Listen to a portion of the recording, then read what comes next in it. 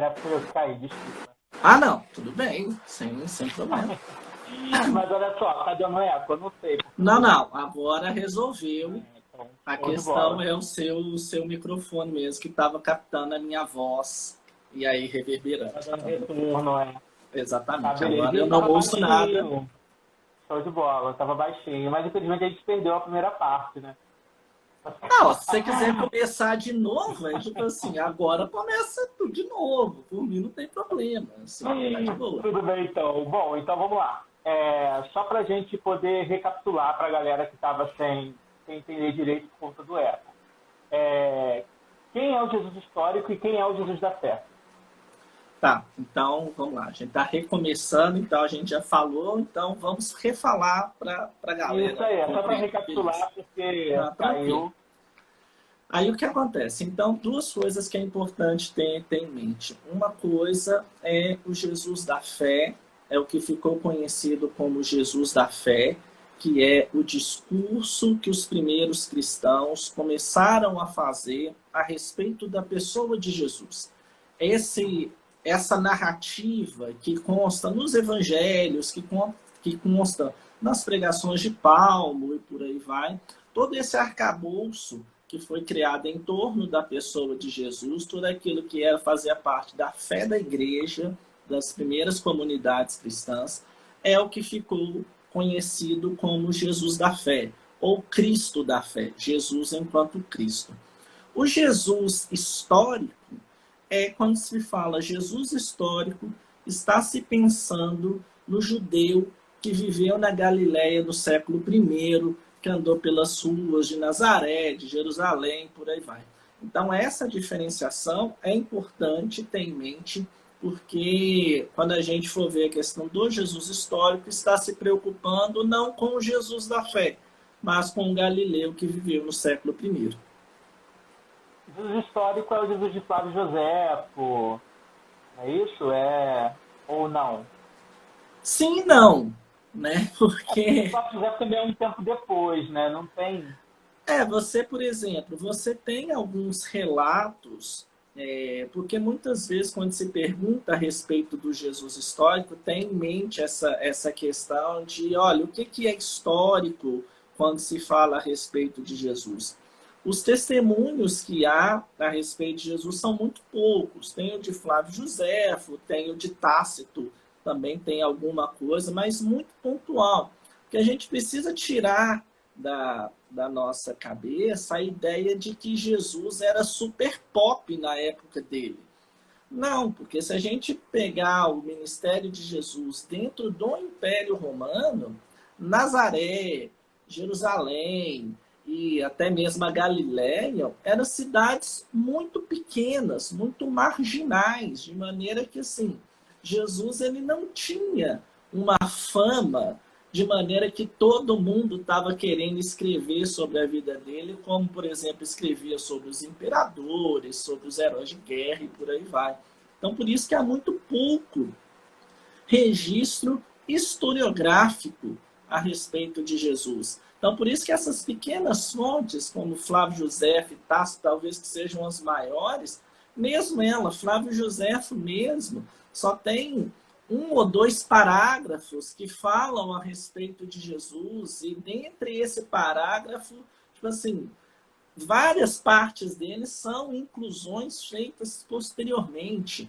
Então, nesse sentido, é importante ter isso em mente.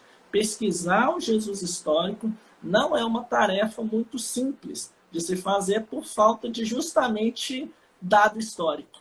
Entendeu? Beleza. Qual a importância da busca pelo Jesus histórico? Bom, essa busca, ela tem uma importância muito grande na questão da teologia propriamente dita, porque, querendo ou não, ela abre um novo leque de pesquisa. Por quê? Até mais ou menos meados do século XVIII, não havia sido desenvolvida uma pesquisa séria a respeito do Jesus histórico. A maioria das igrejas, né, do cristianismo dessa época, seja o protestante, seja o católico, tinha muito em mente a fé da igreja, de maneira que acreditavam naquilo que a igreja falava a respeito de Jesus. Só que, fruto do racionalismo que começa desde a época de Descartes e exacerba, principalmente na Alemanha e na França, no século XVIII, e fruto de todo esse desenvolvimento, né, que acontece no Ocidente a partir das revoluções científicas, começa-se então a perceber, e isso é do lado protestante que esse movimento começa, a perceber que aquilo que os evangelhos falavam a respeito de Jesus e aquilo que a igreja falava a respeito de Jesus, os dois não batiam muito bem. Então aí é que se começa a pesquisar seriamente a questão do Jesus histórico. Essa busca do Jesus histórico, ela é dividida em 3 momentos, bem datados, assim. Logicamente, como eu falei anteriormente, eu só vou dar as datas, né, porque deveria ter um curso para isso, e por isso que, novamente, eu falo, no mês de abril, eu vou dar um curso sobre a questão do Jesus histórico, às quartas-feiras, a partir das 6 horas. Então, caso você que esteja vindo ou que virá tenha algum interesse, é só entrar em contato comigo no meu perfil mesmo, eu te passo as informações. Mas quais são esses períodos da busca do Jesus histórico? A primeira busca, ela ocorre de 1748 até 1901, ela é bem definida, assim, mais ou menos uns quase 2 séculos dessa busca. A segunda busca, ela começa em 1953, e vai até mais ou menos a década de 70. E a terceira busca começa a partir da década de 70 e segue até hoje. Então, essas buscas elas se tornaram importantes porque elas abriram novas perspectivas a respeito da busca do Jesus histórico. Ou seja, essas pesquisas históricas, né, mesmo com todas as suas limitações, lançaram luz sobre como nós deveríamos entender a pessoa de Jesus, compreender o tempo de Jesus e por aí vai. Logicamente, algumas descobertas arqueológicas, né, facilitaram muito, por exemplo, a descoberta dos manuscritos do Mar Morto, por exemplo, deram um boom nessa busca do Jesus histórico e trouxe muita informação sobre esse período. Então, em linhas gerais, é isso. E a contribuição é muito grande por causa disso, porque trouxe um maior conhecimento da época e também daquilo mesmo que Jesus fez, daquilo que ele realizou e por aí vai. Existia alguma busca específica em cada período? Bom, geralmente, por exemplo, não havia uma busca específica propriamente dita, mas as ênfases eram diferentes. Por exemplo, enquanto na primeira busca você estava preocupado numa pesquisa mais historiográfica, ou seja, tentar comprovar por meios historiográficos quem foi Jesus de Nazaré, por exemplo, a segunda busca, a preocupação dela já era em conciliar os 2 discursos. Conciliar o discurso que a pesquisa histórica da primeira busca trouxe, certo historicismo, né, que a primeira busca focou muito na pessoa de Jesus. A segunda busca estava tentando fazer a conciliação entre esse Jesus histórico da primeira busca e o Cristo da fé, que era bastante importante nesse período. A terceira busca, a ênfase dela é a questão do contexto social, cultural, político, econômico da Judéia do século I.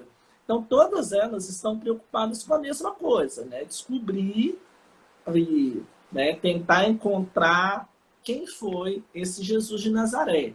Mas as ênfases na quais cada uma se concentra é bastante diferente. Beleza. Jesus, milagres, morte, ressurreição, tudo isso é mito ou é um fato? Bom, aí depende do que você considera como fato. né? Porque se a gente considera fato igual com o que a gente tem hoje, com as categorias que nós temos hoje, ou seja, um fato é algo que nós podemos comprovar que realmente aconteceu. Né? Então, olha, é um fato. Por exemplo, olha, nós dois estamos aqui hoje na sexta-feira à noite conversando. Tem como provar isso, é um fato isso. Verdade. Então, nesse sentido, a morte de Jesus é um fato. Jesus realmente morreu na cruz, torturado pelo Império Romano, como bandido e por aí vai. Isso é um fato. A ressurreição não é um fato. Por quê? Porque não tem como comprovar que a ressurreição aconteceu por meios científicos, históricos e por aí vai. Então, é a mesma coisa dos milagres. Não tem como você comprovar historicamente que algum milagre aconteceu. Então, por exemplo, um dos consensos da terceira busca é que Jesus era um taumaturgo, ou seja, alguém que realizava milagres, assim como tantos outros faziam na época dele. Então, nesse sentido, é um consenso entre os pesquisadores da vida de Jesus que isso acontecia. Mas o milagre aconteceu ou não? Isso não tem como a pesquisa histórica comprovar.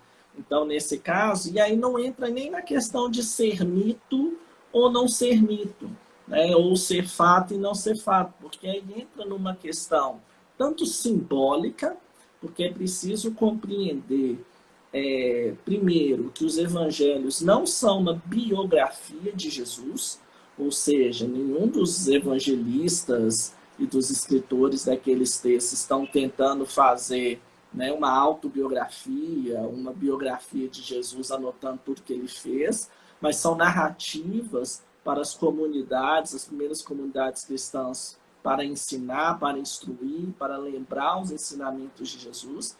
Então, esse ponto é muito importante de ser lembrado.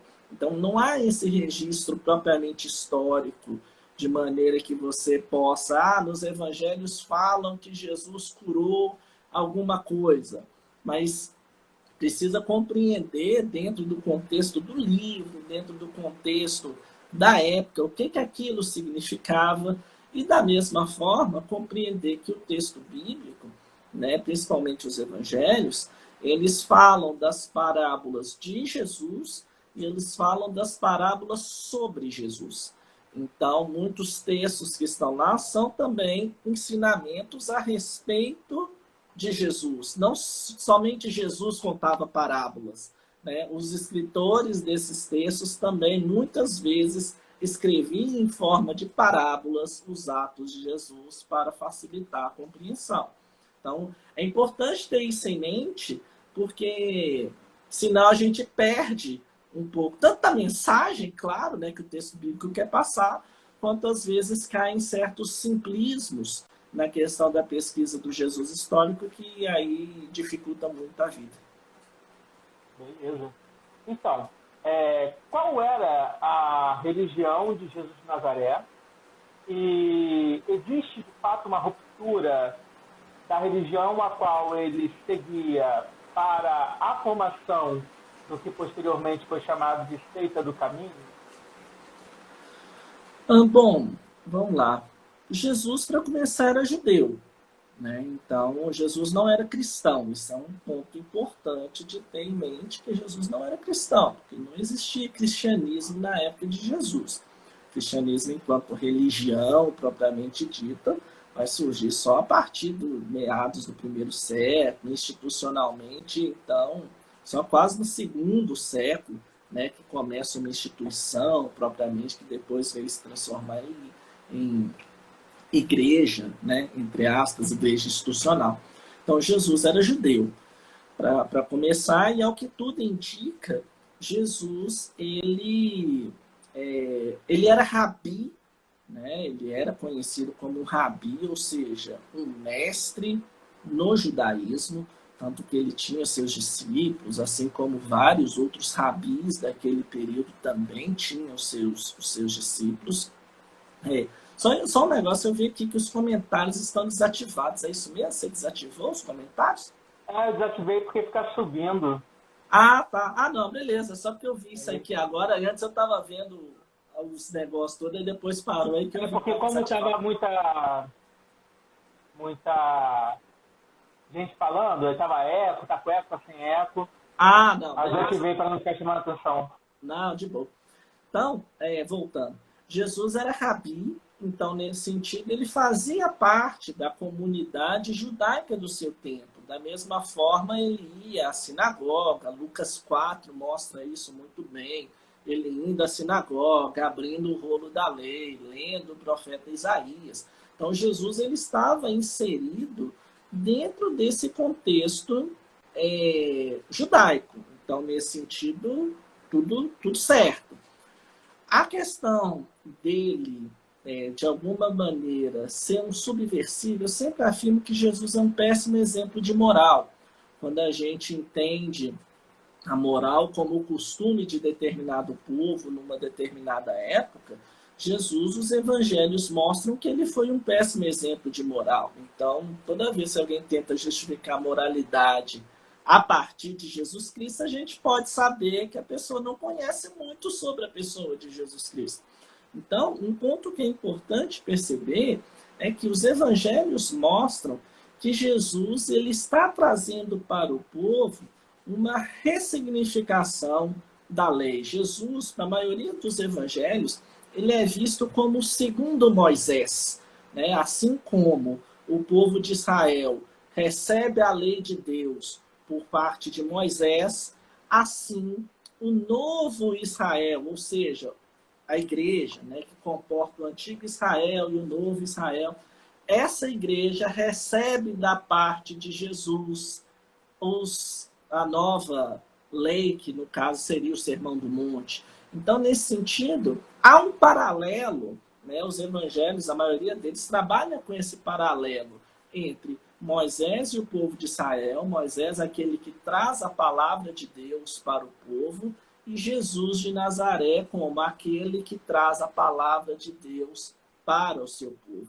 Então, nesse sentido, há essa semelhança, mas devido ao ensinamento de Jesus, que havia uma ressignificação a respeito da lei, um aprofundamento a respeito da Torá, ou seja, do ensinamento de Deus para o seu povo, porque isso que quer dizer a palavra Torá, né, não quer dizer lei, quer dizer ensinamento. Então, nesse sentido, o que Jesus está fazendo é mostrar e ressignificar essa Torá para o povo, mostrando que o ensinamento de Deus que ele demanda para o seu povo é a prática da misericórdia, é a prática do amor ao próximo, é o altruísmo e tudo isso. Então, nesse sentido, como sempre acontece, né, havia um legalismo religioso muito forte na época de Jesus. Os líderes religiosos eram muito apegados ao texto da lei, de maneira que quando Jesus ressignificava alguma coisa e mostrava que aquela letra da lei não era para ser lido como letra somente, mas que ali estava um ensino de Deus, que naquele ato ele estava demonstrando, aí ele rompia com essa leitura legalista, essa leitura literalista que se fazia naquele período, principalmente a classe dos líderes religiosos, como eram os fariseus e os saduceus. Beleza. Então, Jesus ele sempre foi judeu. Sim, sim. Jesus nasceu judeu, morreu judeu. Assim, Jesus não fundou nenhum tipo de religião. Isso é aí que eu queria chegar. Então, quando é que começa toda essa questão do judaísmo messiânico, ou do messianismo, ou até mesmo da ideia da seita do caminho? Quando que isso começa a surgir? Bom, a questão, isso é um ponto importante, porque Jesus não fundou nenhuma religião. Em nenhum momento você percebe Jesus fazendo isso. A questão da messianidade de Jesus, isso também é um dos pontos da pesquisa do Jesus histórico. Alguns creem que ele já se identificava com o Messias, outros já pensam que ele não se identificava com o Messias.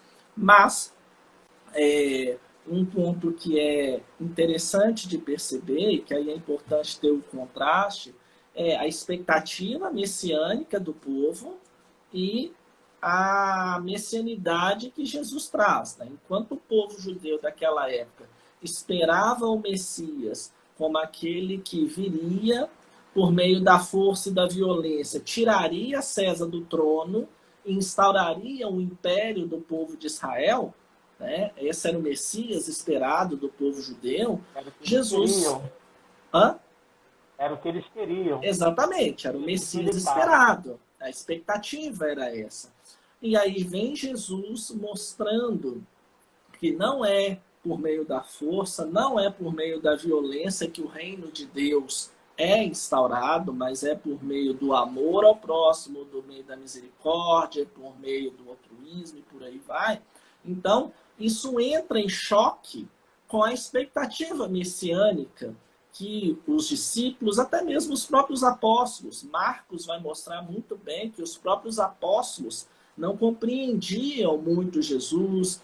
Lucas também vai mostrar, tanto que, por exemplo, Atos 1 é um texto bastante interessante de se ler, porque quando Jesus, depois de Jesus ressuscitar, já está quase subindo já, os discípulos perguntam para ele, olha, é agora o tempo que você vai restaurar a comunidade de Israel? Ou seja, os apóstolos ainda estavam na mentalidade de que Jesus assumiria o papel do Messias, conforme esperado por eles, destronaria o imperador e por aí vai. Tanto que Jesus, de início, deve ter pensado, gente, vocês entenderam nada ainda, e ao mesmo tempo falou, olha, não compete a vocês saberem o tempo, mas espere, vocês vão ser cheios do Espírito Santo e por aí vai.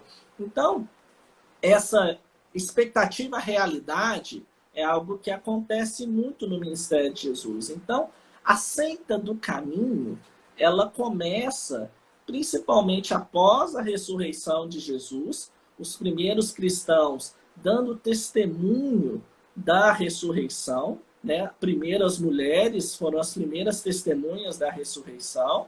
Depois, como o testemunho de mulheres era extremamente desacreditado naquela época, o texto mostra que os discípulos não acreditaram nas mulheres, né? Mas tudo bem.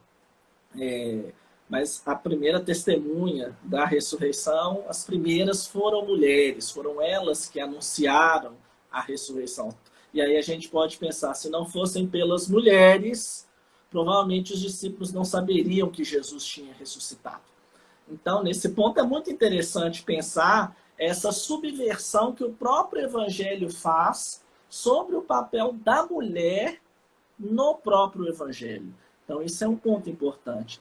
E os primeiros cristãos, quando eles começam a anunciar que Jesus havia ressuscitado, anunciar que ele era o Messias, anunciar que Deus tinha ressuscitado ele dentre os mortos, é que começa a esses seguidores de Jesus, eles começam a ser chamados a seita dos nazarenos, a seita do caminho, que é o que vai constar lá no livro de Atos. Né? A primeira vez que eles são chamados de cristãos, consta lá no livro de Atos, ou seja, cristão quer dizer pequeno Cristo. Então, eles são chamados de cristãos a primeira vez nesse período, da mesma forma o que ficou constituído como seita do caminho. Então, perceba que é algo muito interessante. O cristianismo ele não surge como religião, né? No primeiro momento, ele surge como seita dos seguidores de Jesus. E muito impregnada ainda do judaísmo, né? Das práticas judaicas. Sim, tanto que nos primeiros séculos do cristianismo, há um embate muito grande entre judeus e cristãos. O Concílio de Jerusalém, em Atos 15, vai tratar sobre essa questão. Paulo recrimina Pedro, né, que conta lá no livro de Gálatas, se eu não me engano, dessa discussão que houve entre Pedro, que estava de um lado mais judaizante, e Paulo, que já tinha se dirigido aos gentios. Então, é um período muito conturbado, o primeiro século do que ficou conhecido como cristianismo, porque além de você lidar com a perseguição do Império Romano, porque Jesus Cristo Cristo é um título, né?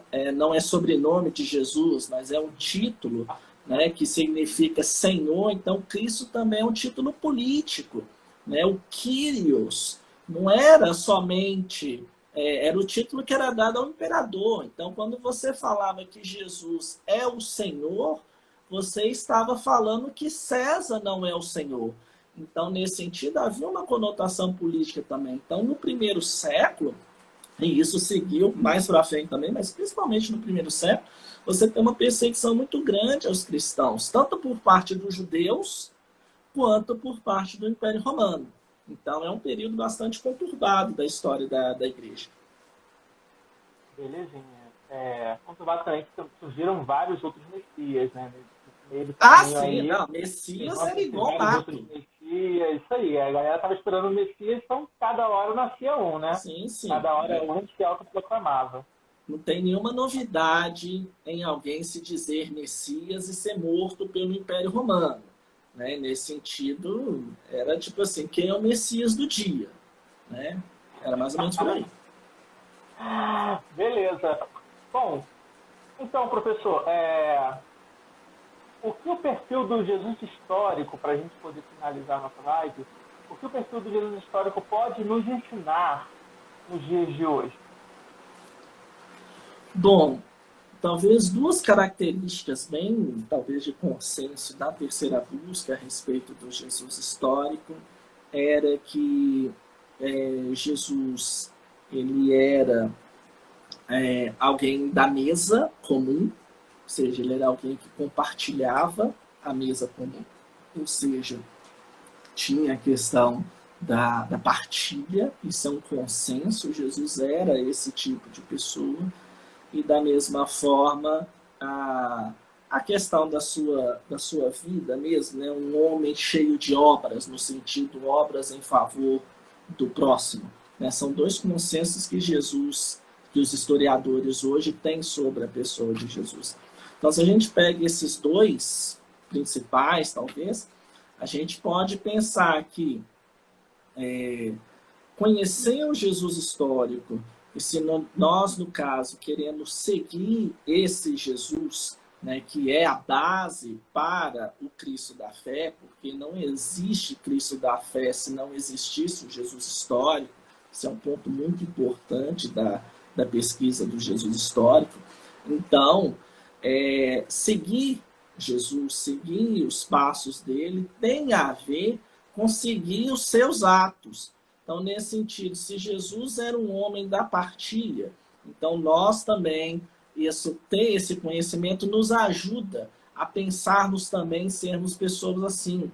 Da mesma forma, se o Jesus histórico era aquele que amava as pessoas e fazia todo o possível para promover o bem, para promover a vida, se nós nos dizemos seguidores desse Jesus, então as nossas ações, as nossas atitudes devem também ser reflexo desse tipo de comportamento na sociedade.